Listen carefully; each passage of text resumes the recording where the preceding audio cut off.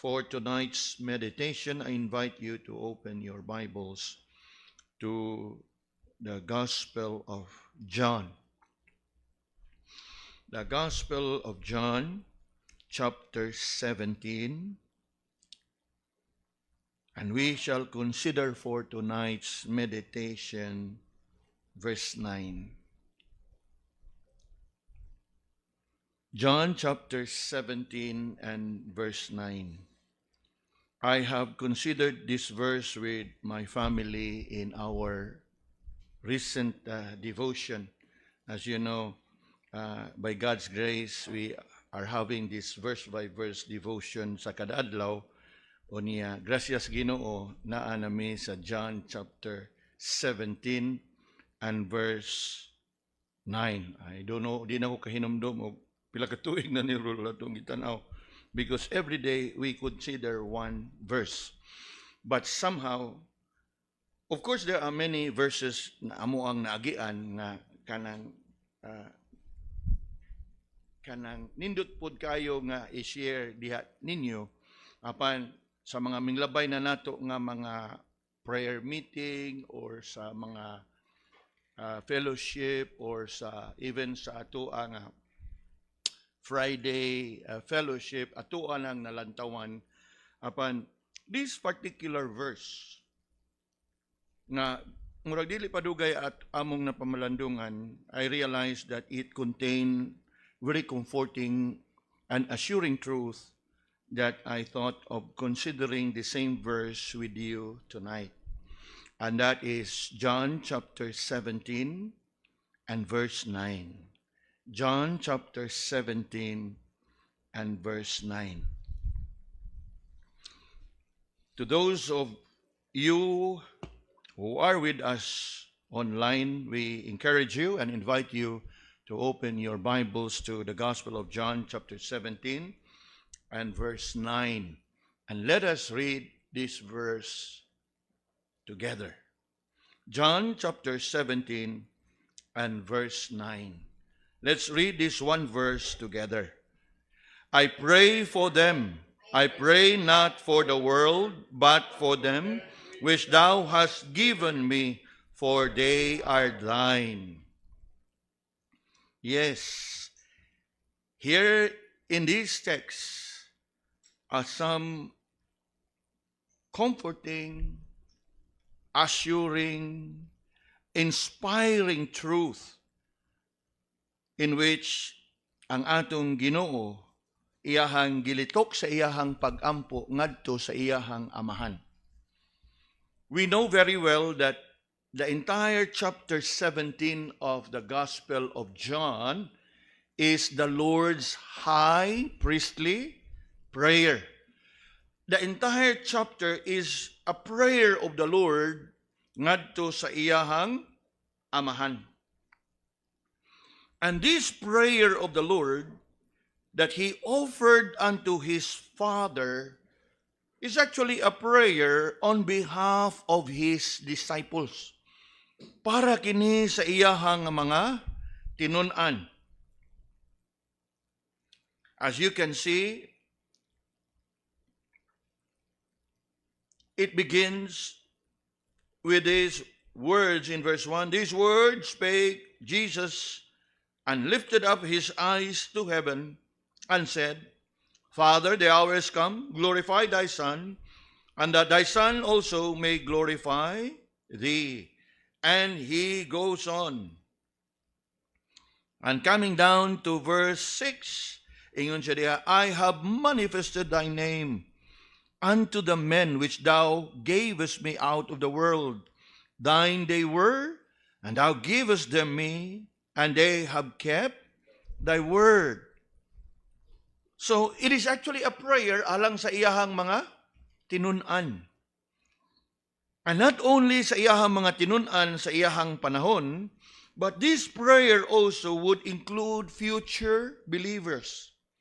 And so, it is safe to say that the Lord also is praying not only for his disciples back then, he also is praying for the future believers, the followers, and the future disciples. And you know what? That includes us. Come with me for a while to verse 20. Kay ingon manggod diha ang atong teksto, I pray for them. So them refers to the disciples. But if you come down for a while to verse 20, it says here, neither pray I for this alone, but for them also which shall what? Believe on me through their word.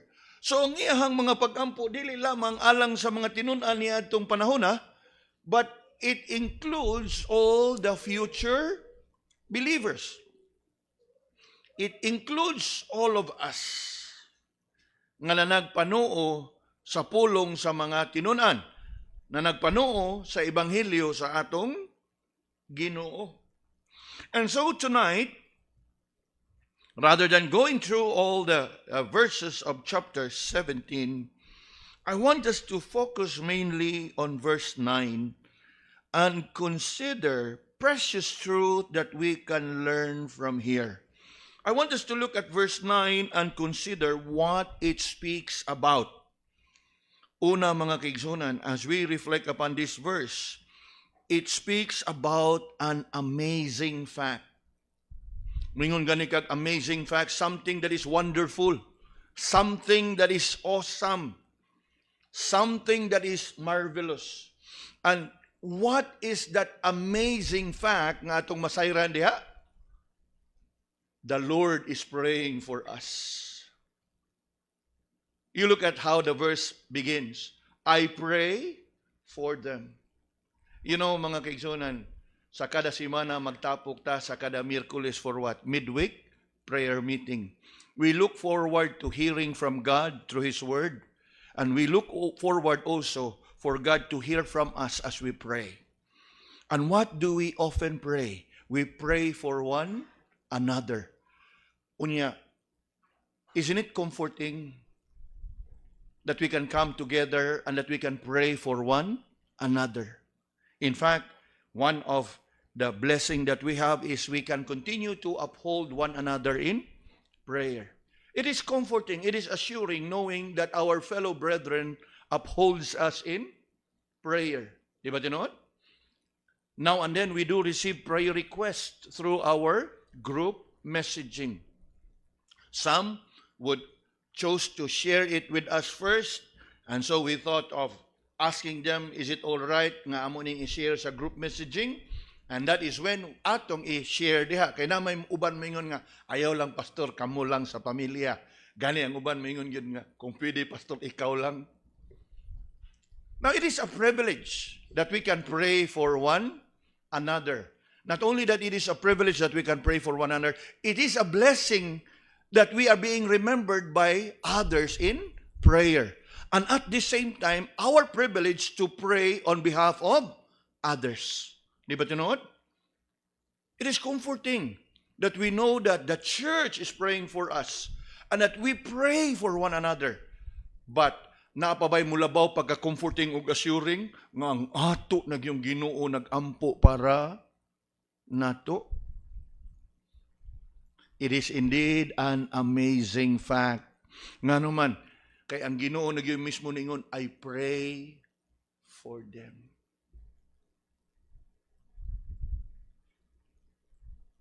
Now, hunong dagkadiyot mga kaigsunan, kay gusto na ko nga atog yung mutuhop ba? Noon, inganhi ta karon dinhi aning ato ang panagtigom. Nagkalain-lain tag sitwasyon giatubang sa kinabuhi. And we come here to be comforted sa pulong sa Ginoo. And we come here expecting to hear from God and that we expect God to hear us in our prayer. And what a blessed assurance it is indeed for a church to come together to pray for one another. Apan, napabay mulabaw, anak ka-comforting, nga ang Ginoo mismo nagampo para kanimo. You know, mga kaigsunan, sometimes we may be very earnest in our prayer, but there are times that our prayers will be hindered by what? Obviously, if there be sin in us. Ikaduha, we may be praying amiss, not according to His will. But you know what? Naa kay iampo ang atong Ginoong Hesus nga dili dunggon sa amahan.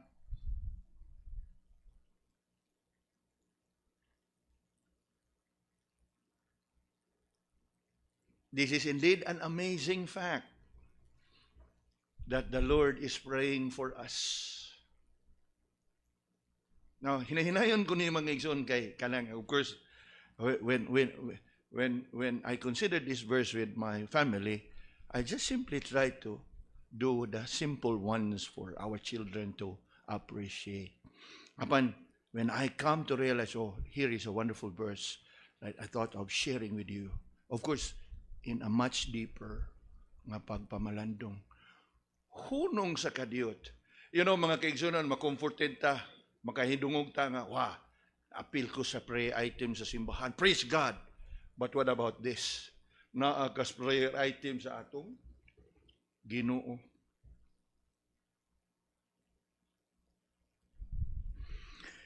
Yes.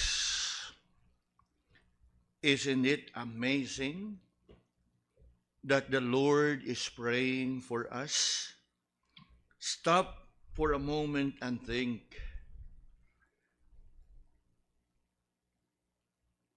Yes, we have come together this evening and every Wednesday thereafter. For what purpose? To come to the Lord and to commune with Him in time of prayer. It is indeed comforting. But you know what? Can there be any more comforting knowing that the Lord prays for us? True. No doubt it is a blessing that other believers and our brothers and sisters remember us in prayer. It is just comforting to know that others are upholding us and interceding for us. And I am sure all of us, we do appreciate the prayers of the brethren. In fact, as for me, I consider it a privilege when brethren would send message requesting, Pastor, please pray. Unya naay mga sensitibo ba nga kuan, mga prayer item that I would ask sa magpada. Okay ra nimo kung atong i-share sa group messaging because I need to respect privacy. Some would say, oh, okay ra pastor. And that is when kanang naamoy madawat nga ako share ninyo ana. But there are instances nga mingon gyud sila ka kung pwede ikaw lang pastor, kung pwede ang imo lang pamilya.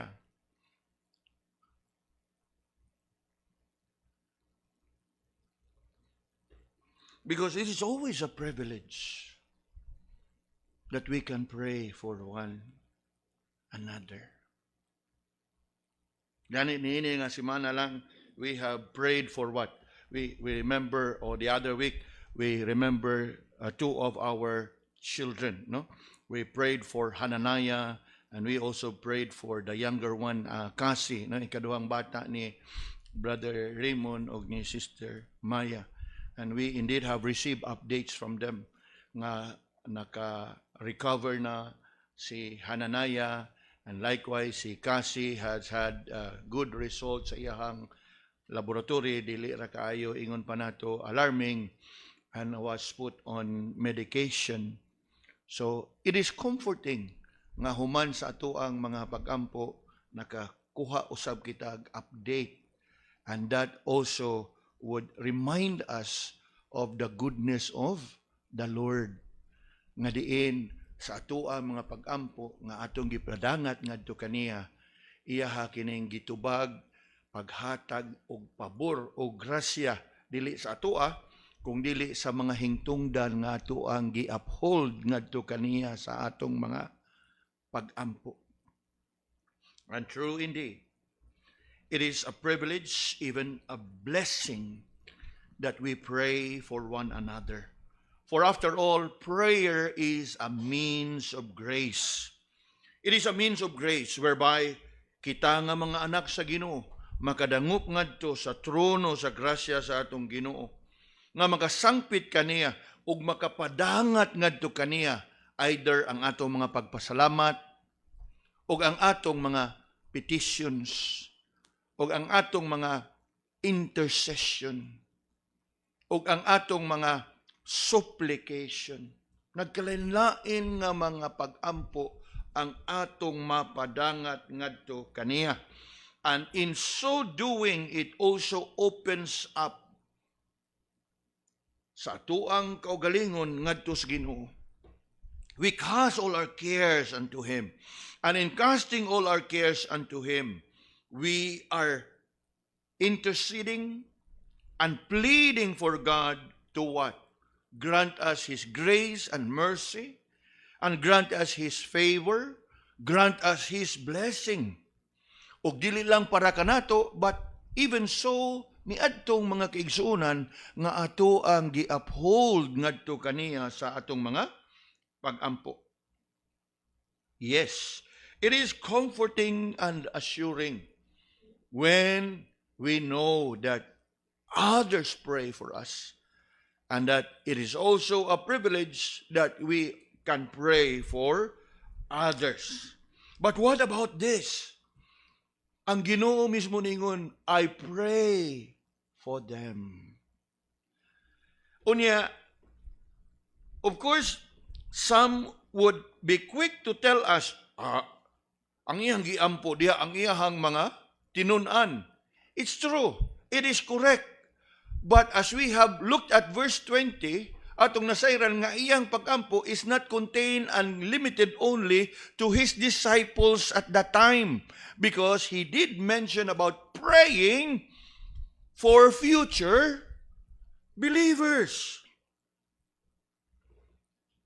Nga kung atong mahinumduman, the background of this prayer is all about the Lord anticipating niining tungura iya ng nahibawan nga umaabot na ang iyahang kamatayon. Niining tungura na sayra na niya that his arrest is soon to come.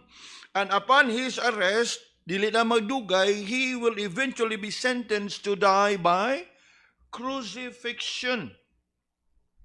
Gani, kung inyong lantawon sa makadiot ang verse 1, ingon gyud ang atong Ginoo diha, Father, the hour is come. And that is in reference sa iyahang umaabot nga kamatayon.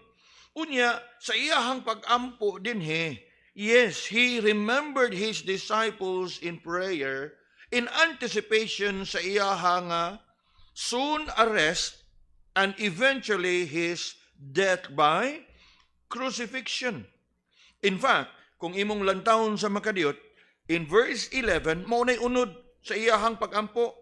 You look with me at verse 11. And now I am no more in the world, but these are in the world, referring to his disciples. And I come to thee, Holy Father, keep through thine own name those whom thou hast given me, that they may be one as we are. While I was with them in the world, I kept them in thy name. Those that thou gavest me, I have kept, and none of them is lost, but the son of perdition. Obviously, it refers to what? The 12 apostles. That as the scripture might be fulfilled. Verse 13. And now I come to thee, and these things I speak in the world, that they might have my joy fulfilled in themselves. And then, you look at verse 14. I have given them thy word, and the world hated them, because they are not of the world, even as I am not of the world. Yes, primarily, he is praying for his disciples in view sa iyahang umaabot nga kamatayon. But if we look at verse 20, he also include in his prayer the future believers. And true indeed, nga naman, the Lord has gone back to heaven. And you know what? While the Lord has gone back to heaven, it is comforting unto us to know nga bisan pa man og siya humana namatay, nabanhaw o gibayaw nagbalik ngadto sa langit, It is comforting to know that even while He is in heaven, gapadayon siya sa pag-ampo alang kanato. Turn with me your Bibles to Romans chapter 8. Romans chapter 8 and verse 34. Yes, Jesus have gone back to heaven, and we take comfort that in heaven He continued to pray for His disciples, for the believers, for the saints. Nanamo diha, Romans 8:34, ingon diha, who is he that condemneth?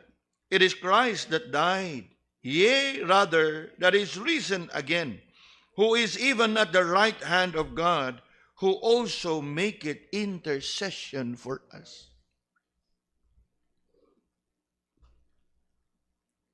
Isn't it a great blessing? Isn't it a great privilege? You know, mga kaigsunan, sometimes kita dali kita mingon, adin na lang ta mag-ampo na sa usak-usak, kaya gihinom dumal naman tas Ginoo sa pag-ampo. You know, it's not either or. It is over and above. Nga samtang kita magpadayon that we must pray for one another, naapay mas nindot nga comfort and assuring nga kamatuoran. That's why our first point is, it is an amazing fact nga samtang kita, we are comforted that ask what it is in His name, and it shall be given. How much more comforting and assuring kung ang Ginoo na gyud ang nag-ampo para kanato.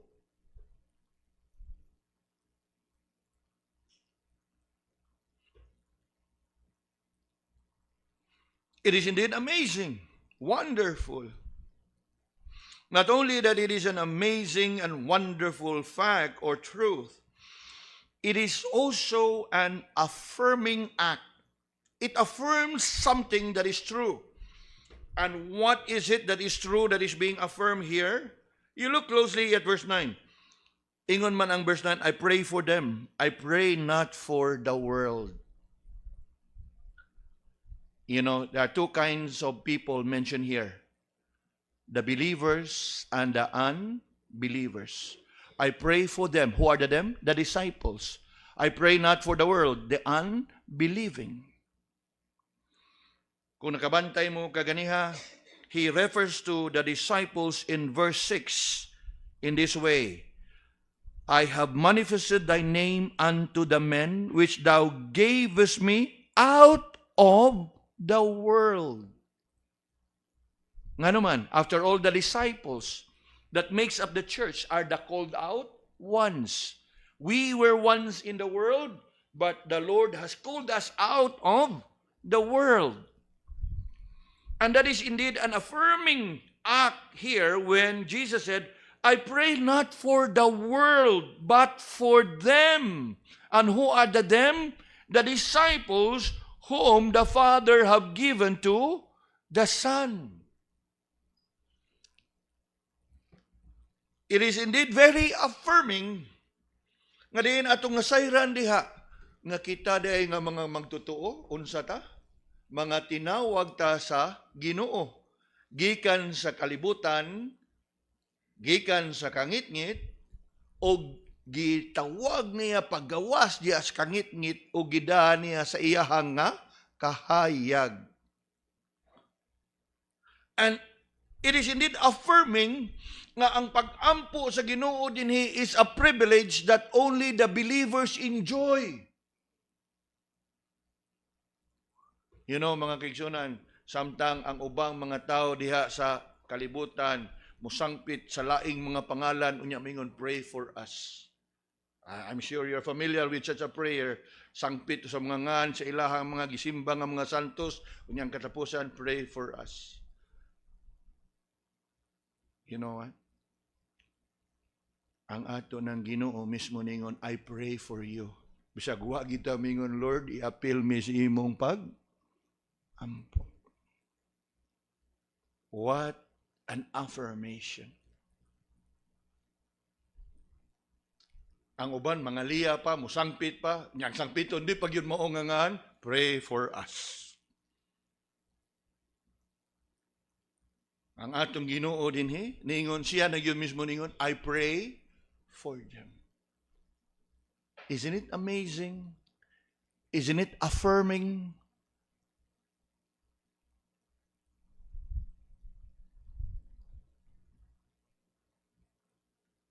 Gani, gibasa nato ganiha up until verse 14. Come with me for a while. In verse 15. Lantawa diha unsay giampo sa Ginoo. I pray not that thou should take them out of the world, but thou should keep them from the evil. So what is the Lord praying for dinhi? The Lord is praying and interceding nga kita bantayan sa amahan ug nga iyahang panalipdan gumikan sa kaaway from the evil. You look closely.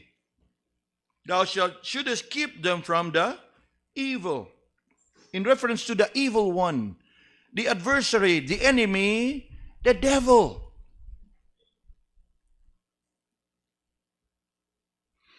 Unya, giunsa niya paghulagway ang iyahang mga tinun-an? Verse 16, they are not of the world, even as I am not of the world. Gikan ta sa kalibutan, iyahang gitawag diha gawas sa kalibutan, and therefore we no longer belong to the world. Though we are still in the world, but we are no longer of this world. So it is an affirmation sa atoang tinud-anay nga estado, sa atong tinud-anay nga kahimtang nga nahimo nga iyahang mga tinun-an as believers and followers of the Lord Jesus. Unya mo na giampo sa atong Ginoo. So tungod niya na makasalig yun ka, nga panalipdan yun ka sa Ginoo, that you can never lose and you will never lose your salvation. Because kinsay gaampo para nimo? Si Ginoong Hesus.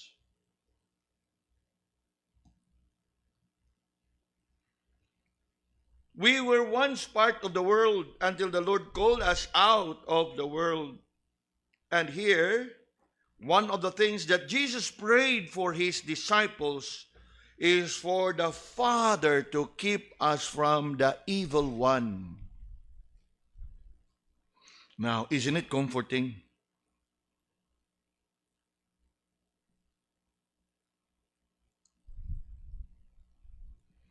Gani, more often than not, as we come together to pray, the most common prayer that we can remember is to pray for God's protection, to pray for God's preservation, preserving us. We always would remember one another in prayer, like pray for journey mercies. Niadto nga Domingo, I thank the Lord that my family are able to join me in our travel to San Antonio. Although, oftentimes kami ni Mrs. But last Sunday, kuyog namo si Naomi o si Esther. Thank God, no? Kanang makauban nato ato ang pamilya. Apan sa at pagbalik namo dinhi, pag-abot yun namo, ningon ko kang Mrs. Thank God nakabalik ra gyud ta. Praise God for journey mercies. Ingon sa siya, thank God yun. Niya ako siya ginan. You know, mga kaupat ko nakatagpilaw. True.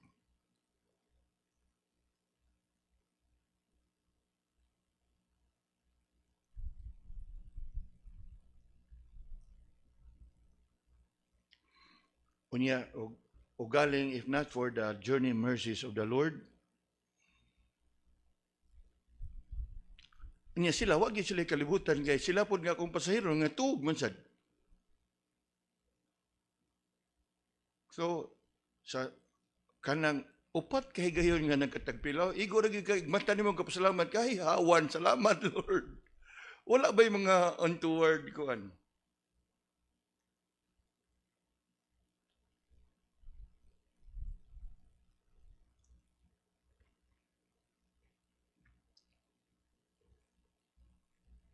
Of course, dili nato na ma-attribute nga, ay, naanghilan pag yun, ay, naswertihan pag yun. It is of the Lord's mercies.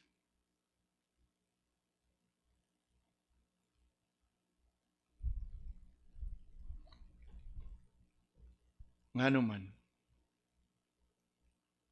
sometimes it is a comfort that we pray for one another. Ang pinakadako kayo nga comfort na adinhi, I pray for them. Later on, after this devotion or meditation, we will come together to pray. And we will share our burdens and cares, right? Continue to pray earnestly. But over and above, take comfort in your heart nga samtang dako kay ni nga pribilehiyo that we can pray for one another, that we can comfort one another, that we can build one another up. Naapay naka ingon pa nato kana bang naka overrule o naay mas nagpatigbabaw pa ana nga comfort and assurance, knowing that the Lord is praying for us. And sayri mga kaigsunan, sa iyahag yung pag-ingon niya, I pray for them, I pray not for the world, but for them. It emphasizes a privilege nga kita lamang nga mga magtutuo o kita lamang nga iyahang mga kaanakan ang iyahang gihinumduman sa pag-ampo.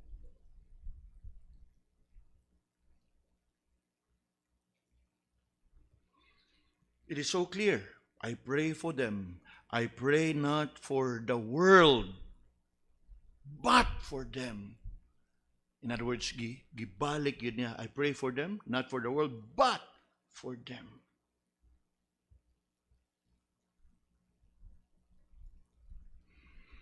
It is indeed an affirming act nga gipadayag sa Ginoo diha. Amazing truth that He prays for us. Affirming act that He prays for us, particularly us the believers, and not the entire world in general.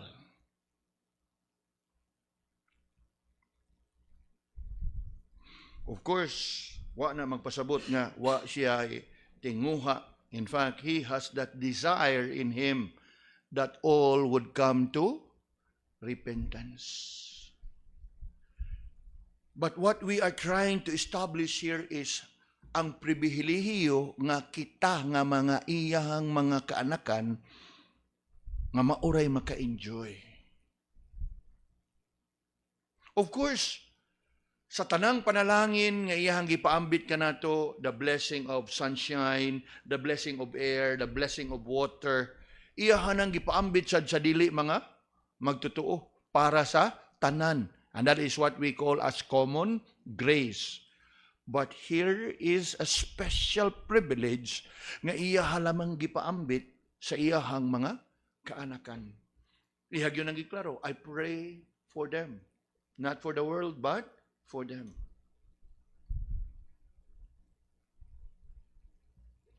Mao po na nga sa ato ang bahin, yes, we can pray for others.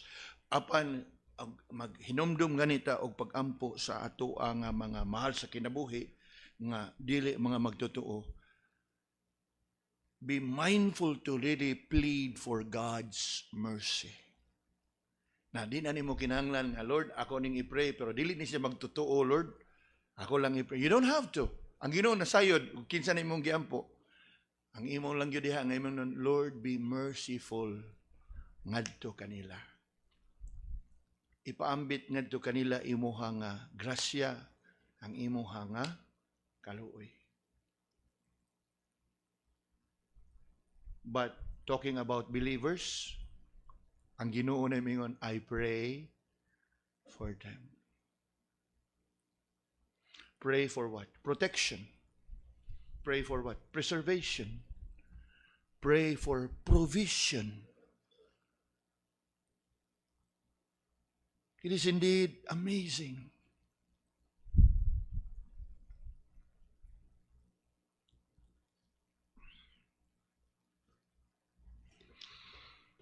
It is an amazing fact, an affirming act, and then thirdly, it is an assuring truth. And what makes it assuring? What makes it assuring? The assurance here is knowing that we belong to the Father.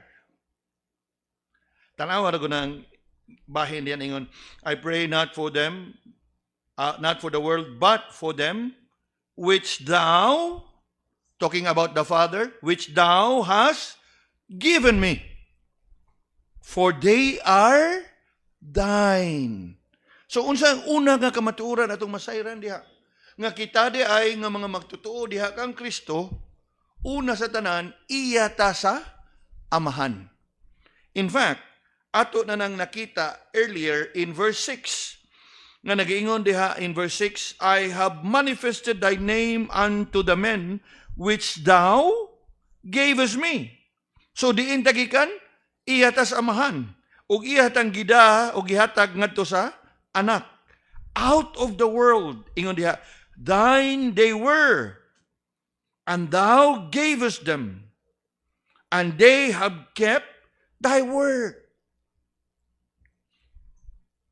Now, of course, we don't have the time to really look deeper into it, pero kung imong tan-awon diha, thine they were, sa ato pa, long before nga nakaila kas Ginoo, pinili na kaniyadaan because thine they were. It is in the what? Where is what?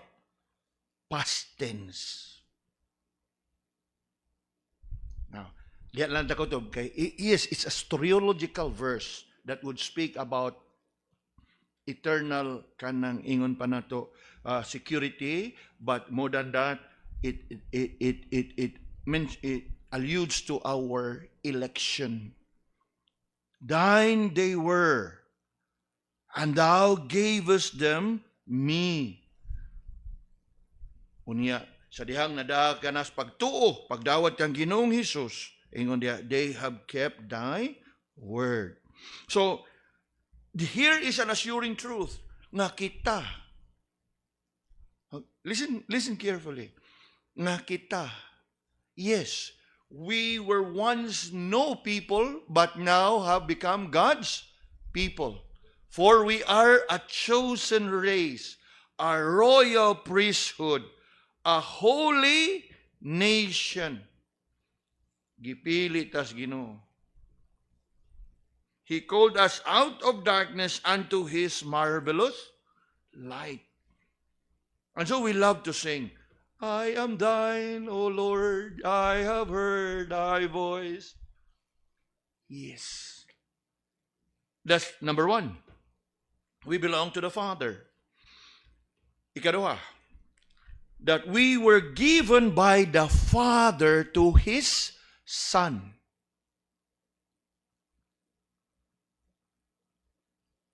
And you know, this is one highlight of Reformed theology. Nga kita pinili sa Ginoo o kita gasa sa Ginoo ngadto sa iyaha nga anak. Although the more common understanding sa tao is nahimo kong anak sa Ginoo because I chose to believe in Him. Sounds nice. But you know what? Without the Lord working in you and giving you to the Lord Jesus, you cannot bring yourself to come to believe in the Lord Jesus. Nga samtang ikaw mo'y naghimo sa kanang desisyon, kanang nga desisyon, imuhang nakabot kay gihikap o giliho ka sa balaang espiritu, nga mo'y nagdala kanimo sa maong pagtuo, nga nagdala kanimo ngadto kang Ginoong Hesukristo. And that is what Jesus here said. But for them which thou hast given me. Iya ta samahan, nga iya tang gihatag ngadto sa iya nga anak. In fact, kung mo tan-aw ta kadiyot in John chapter 6, talking about we belong to the Father, and we were given by the Father to His Son. The Lord Jesus Himself testified of this wonderful and assuring truth. You look at John chapter 6 and verse 37.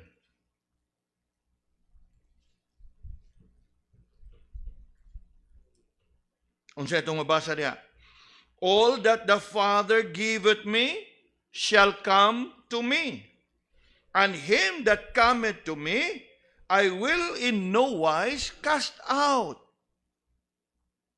Munang giingon sa atong Ginoo in John chapter 10 that no one can pluck them out of my hand.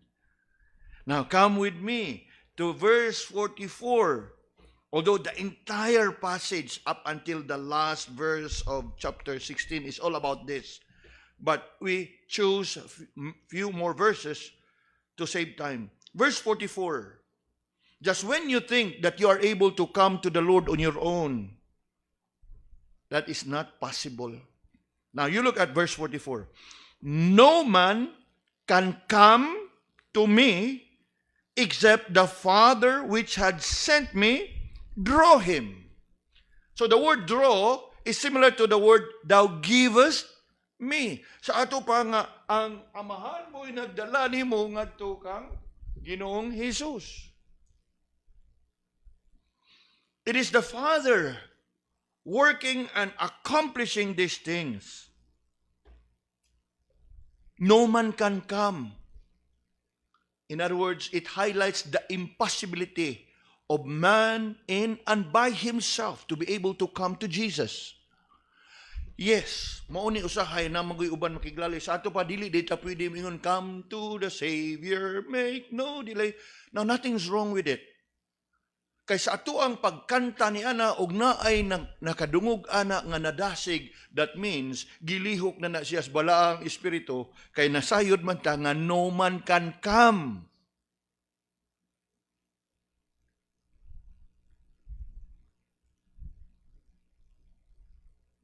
There has been a lot of confusion nowadays, even as we think about reform, Calvinist.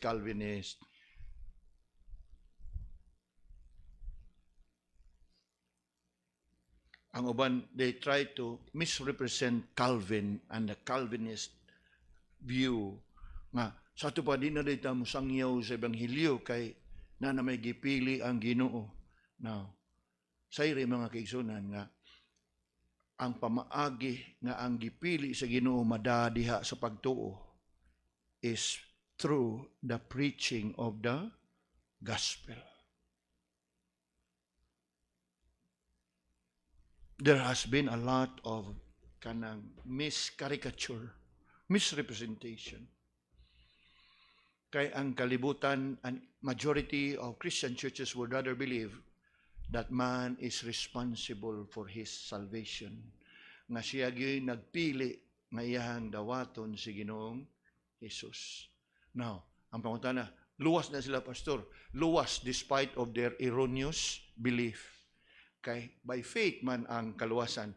Kung iyahag yung gidawat si Ginoong Jesus, despite sa iyahang sayop nga pagtuo,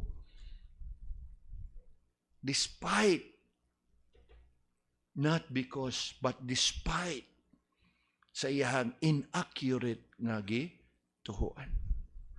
Thanks be unto God. Apan kung atog yung sayron, yes, ikaw ang nakahimo sa maong desisyon, apan ang maong desisyon nga imong nahimo, imuhang nahimo, kay ikaw gilihok sa balaang espiritu. Nga naman, ingon gyud diha, no man can come.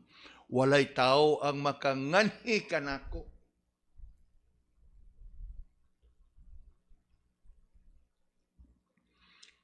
Come with me to verse 65. John chapter 6, verse 65. And he said, therefore said I unto you, that no man can come to me except it were given unto him of my Father. What is it that is given to you?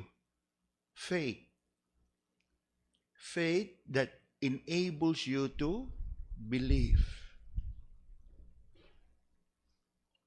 And that is what the Lord here said in verse 9 of John 17. I pray not for the world, but for them which thou hast given me, for they are thine. And the assuring truth here is, yes, we belong to the Father. We were given by the Father to His Son, and in His Son, we are saved for eternity.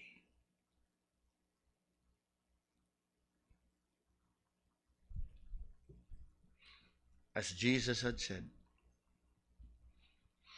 I give unto them eternal life, and they shall never perish, neither shall any man pluck them out of my hand. What a comfort and what a joy it is to consider this wonderful truth with you this evening, realizing of the amazing fact that the Lord Jesus is praying for us, and of the affirming act in which Jesus prayed for us and not for the world, and for the assuring truth that we indeed belong to the Father, given by the Father to His Son, in which we are saved for eternity. May this comfort our hearts, mga kaigsunan, realizing, una, that Jesus is praying for us, and that we belong to the Father, and we are saved for eternity. Even as we come together shortly after this meditation, diha sa mga pag-ampo, take time to thank God. Ginoo, salamat that you have been praying for us, that while you are now seated at the right hand of the Father, you continue to intercede on our behalf. Mag-ampo ta. Lord, salamat sa mga halangdon, bililhon nga kamatuoran, nga imo nga gipadayag kanamo niining kagabhion diha sa imong pulong. Truly, O Lord, these are things which we may have heard, we may have read, and we may have known, but have not really considered carefully what a great blessing and a privilege it is that is embedded in this verse. And we give you thanks for allowing us to look into it this evening, and allowing us to see the beauty of the verse and the truth therein, and the assurance that we all have had because of all that the Lord Jesus has done. Even at this time, as we come before you in prayer, thank you, Lord, for this opportunity and privilege that we can intercede for one another. All this we pray with thanksgiving in Jesus' name. Amen.